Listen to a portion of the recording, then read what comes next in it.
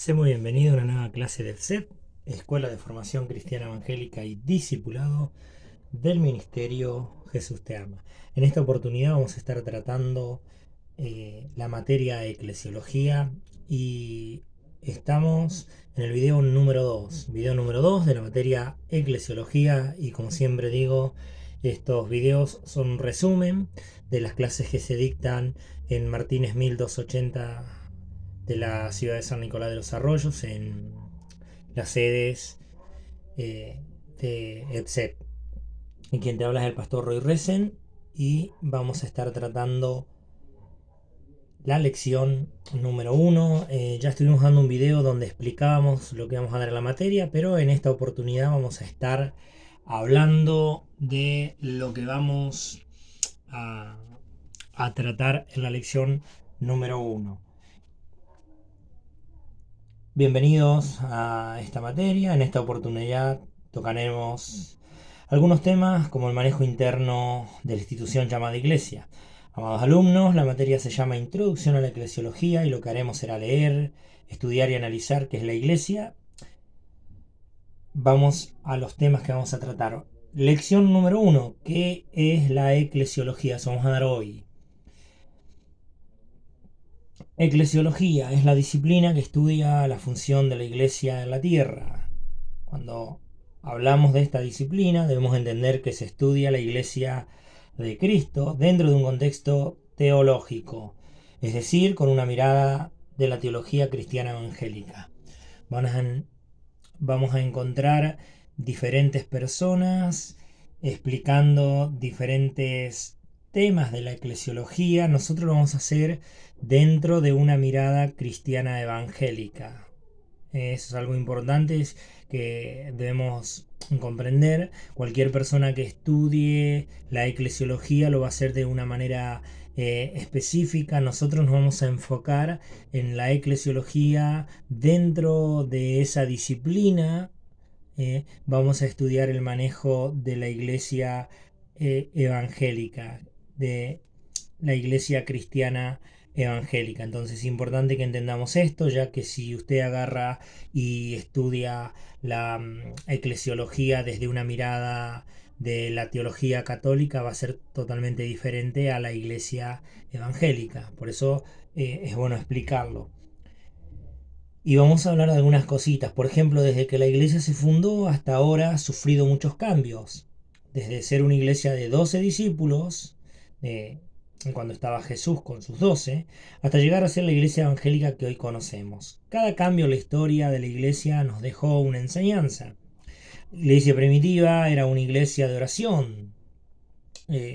Algo que vamos a charlar con referente a la eclesiología es entender que cómo se fundó la iglesia, ¿no? Y esto comienza hablando y dice desde que Jesucristo vino y tuvo a sus 12 y fundó la primera iglesia, hasta ahora que conocemos la iglesia que tal vez está en nuestra comunidad, en nuestro barrio.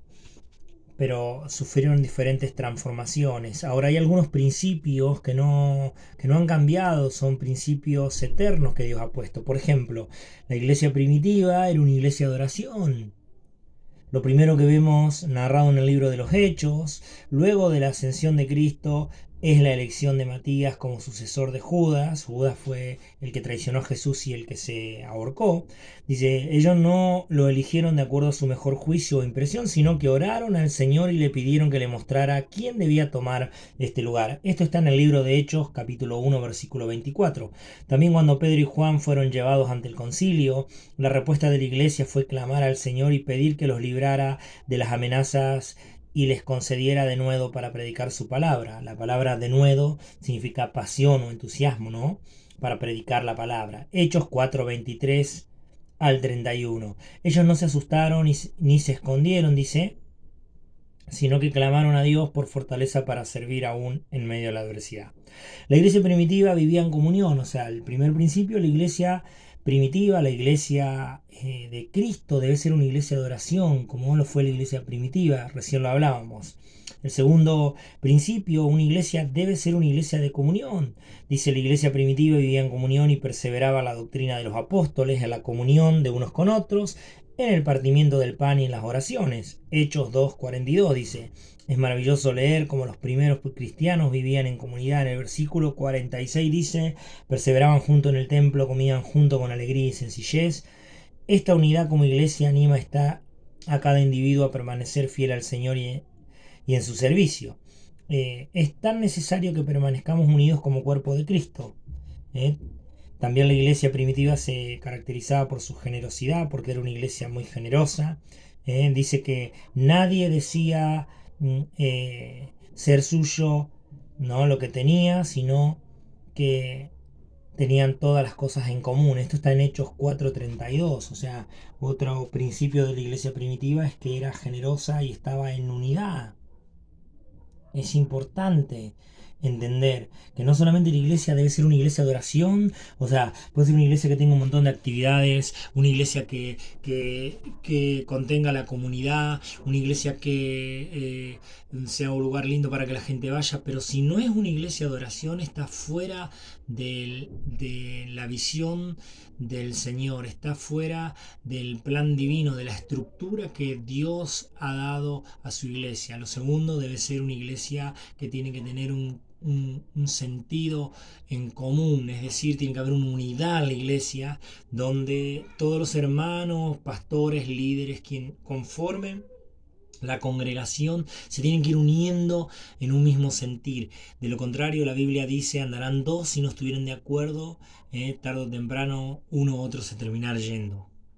También decía que la iglesia primitiva no era una iglesia generosa, no decían que lo que tenían era de ellos, sino que decían que eran de todos y con eso ayudaban y hacían un montón de cosas que son necesarias.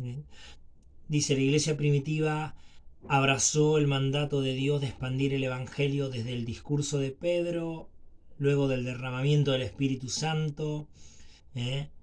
Vemos que el apóstol, no solamente el apóstol Pedro, sino los diferentes apóstoles estuvieron cumpliendo con el mandato de la gran comisión. Que es la gran comisión? Es ir y predicar el evangelio a toda criatura. O sea, una iglesia no solamente tiene que tener tiene que ser una iglesia de oración, no solo tiene que ser una iglesia de oración, también tiene que ser una iglesia que tenga un espíritu, no el espíritu del Señor, que traiga comunión y unidad a la iglesia, tiene que ser una iglesia con un mismo sentir.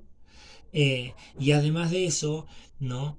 La iglesia tiene que abrazar el evangelio, es decir, predicar el evangelio de Cristo. Si una iglesia dice, no, nosotros oramos, nosotros estamos en común acuerdo, pero no es una iglesia que tenga el deseo en su corazón, que tenga la necesidad de predicar, entonces es una iglesia que está fuera de la voluntad de Dios. No, los eventos son buenos, los conciertos son lindos, los eventos son maravillosos, los congresos, pero nosotros necesitamos tener claro que el Señor nos mandó a predicar el Evangelio a toda criatura. Si una iglesia vive de eventos en eventos, de servicios en servicios, de concierto en concierto, o tal vez de encuentros o de congresos, de seminarios, pero no predica la palabra de Dios, se está yendo de la voluntad de Dios, se está desalineando de la voluntad del Espíritu Santo, pues la gran comisión es fundamental para tener una estructura como iglesia. En esta materia, eclesiología, vamos a estar hablando de ¿qué propósito tiene la iglesia? ¿Por qué se fundó? ¿Para qué? Bueno, una de las cosas que estamos hablando es, primero, cómo comenzó la iglesia. Vemos que Jesús muere, resucita, y allí en Hechos de los Apóstoles el Señor les dice, quédense aquí hasta que reciban el Espíritu Santo, y luego comienza a armarse una estructura. Esta estructura que se armó sigue hasta el día de hoy vigente, y esa estructura tiene algunos principios como, por ejemplo, una iglesia de oración. Tiene que ser una iglesia de oración. Segundo, tiene que ser una iglesia que tenga un mismo sentir, es decir, el pastor debe derramar de la unción que Dios le dio, de la visión que Dios le dio al pueblo para que estén en un mismo sentir. ¿no? Tiene que haber un aspecto de generosidad para con Dios, ¿no? Y tener un sentimiento de pertenencia para con la iglesia, ¿no? Y no un sentimiento mezquino de querer uno, ¿no? Recibir bendición, recibir todo y no dar nada a la obra, a la iglesia, ¿no? Y no estoy hablando de dinero, sino me refiero a ser parte del cuerpo de Cristo. Y lo tercero que hemos hablado es tener claro que necesitamos llevar adelante la gran comisión. Una iglesia que no es de oración está fuera de la voluntad de Dios o no tiene una estructura sólida. Una iglesia que no tiene un mismo sentir, que el pastor no se preocupa por derramar esa visión sobre el pueblo, está desalineada. Una iglesia que no predica el evangelio, que no sale a buscar los perdidos, que no hace tarea de evangelista, también está desalineado. Algunas de las cositas que he leído y que he compartido, esta reflexión que me gustó mucho es de una autora, Anabel Vargas, que la pueden buscar en internet. Me gustó, así que por eso lo escribí esta reseña. Algo importante que me gustaría decir es que tenemos que tener en cuenta que necesitamos la ayuda del Espíritu Santo para tener una correcta interpretación en nuestros estudios. La Biblia dice en Juan 16:13, pero cuando venga el Espíritu de verdad, Él los va a guiar a toda verdad. Es necesario. Bien, vamos a hablar ahora de la estructura de la iglesia. La iglesia necesita tener una estructura. Todo lo que se ve dentro de la iglesia necesita ser sostenido por una estructura que no se ve, pero que está presente. A continuación te hablaremos un poco de esta estructura. Una estructura espiritual. En una iglesia tiene que haber un pastor, copastor, anciano, diácono, obrero, líder, colaborador. Es decir, tiene que haber un orden jerárquico. No puede en una iglesia haber, bueno, somos todos hermanos y todos decidimos y todos nos ponemos de acuerdo y votamos. No, no, en la iglesia tiene que haber un orden. Dios estableció en el libro de Apocalipsis, el Señor dice, yo llamo al ángel de la iglesia, escribo al ángel de la iglesia, al pastor. Una iglesia tiene que tener pastores o copastores, líderes, obreros, toda una estructura de autoridad que va a llevar adelante el trabajo que Dios le ha dado. Esto lo podemos ver desde que Jesús se fue, como los apóstoles comenzaron a tomar una autoridad y hacer un trabajo pastoral. Empezaron los apóstoles a ordenar pastores, ancianos, y había ya un orden jerárquico en la iglesia primitiva y así tiene que seguir hasta el día de hoy. También tiene que haber una estructura de organización, es decir, o sea, recién hablé de la estructura espiritual, de los cargos, ¿no? Tiene que haber pastor, obreros, tiene que haber diáconos, bueno, personas que, ¿no? Por ahí no pasa nada si a lo mejor hay un pastor y no hay un copastor, o hay un pastor y no hay diáconos, pero tiene que haber una estructura de autoridad en la iglesia, es necesario. Ahora vamos a hablar de la estructura de organización. Esta estructura de organización nos dice, ¿no?, que nosotros necesitamos, para llevar adelante una iglesia, necesitamos un lugar físico. Y esto, necesitamos un lugar físico para ir a adorar al Señor. O sea, podemos hacer reunión en cualquier lado, pero con el tiempo tenemos que establecernos en un lugar. Dios tiene que abrir una puerta o comprar un salón o alquilar algún lugar, pero tiene que haber un lugar físico para adorar a Dios. Necesitamos que haya un lugar físico para adorar a Dios. Porque nosotros no podemos adorar cada uno en nuestra casa, ¿no? Y dice la Biblia, no dejándonos de congregar como algunos tienen por costumbre, sino tenemos que congregarnos. Y para congregarnos necesitamos un lugar físico. Por eso, si todavía no tiene un lugar físico la iglesia, hay que empezar a orar para que ese lugar aparezca y sea un lugar donde esté ordenado, donde esté limpio, donde esté bien adornado, donde tenga toda la honra para el Señor, y en ese lugar se pueda adorar a Dios, sea un lugar donde se pueda ir a adorar a Dios. También necesitamos un calendario de actividades. Es necesario que la iglesia tenga un calendario de actividades, es decir, bueno, a ver qué día nos reunimos. Tenemos reunión una vez a la semana, tenemos reunión 2 veces a la semana, pero es necesario que tengamos un calendario de actividades, porque si no, no podemos hacer hoy una reunión. Bueno, hoy la hacemos el martes, la semana que viene la hacemos el miércoles, o la otra semana vemos cuándo la hacemos. No tiene que haber un calendario para el crecimiento de la iglesia, tiene que haber un calendario puntual de actividades, y a medida que van creciendo los departamentos se va a ir sumando actividades como por ejemplo ensayo del grupo de alabanza, ensayo del grupo de danza, escuela dominical, reunión de jóvenes. Por eso es necesario un lugar físico con libertad para poder crecer como iglesia. Es importante. Entonces habíamos hablado del lugar físico, habíamos hablado del calendario de actividades, hablamos también de las comodidades básicas. ¿eh?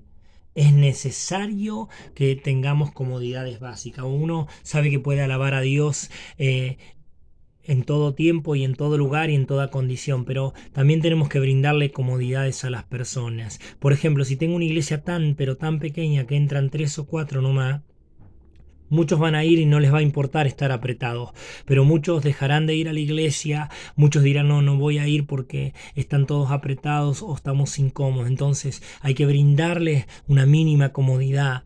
Atender al pueblo de Dios como el pueblo de Dios se lo merece. Sillas tenemos que tener.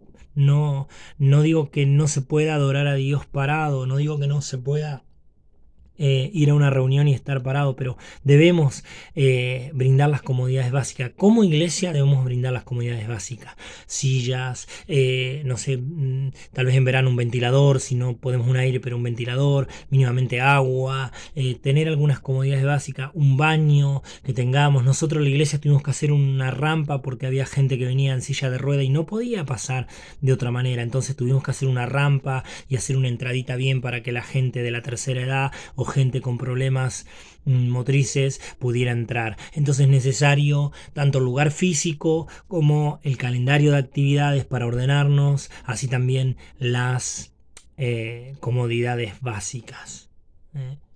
Así que esto ha sido todo por el día de hoy, la lección número 1.